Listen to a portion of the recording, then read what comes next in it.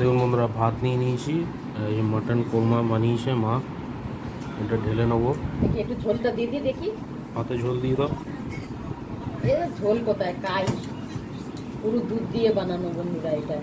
এখান থেকে মাংস নিয়ে নিই বন্ধুরা, নল্লি নল্লি নল্লির মাংস, এটা ধরবো এবার। দেখুন সিদ্ধ হয়ে গেছে দেখ, এই জোরে জোরে পড়ছে।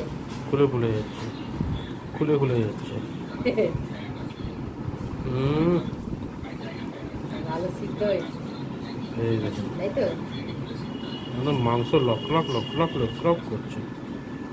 এই দেখুন, হাড় খুলে গেল, দেখুন হাড় পুরো খুলে গেল। এবার আমি হাড়টা চেবাই বন্ধুরা।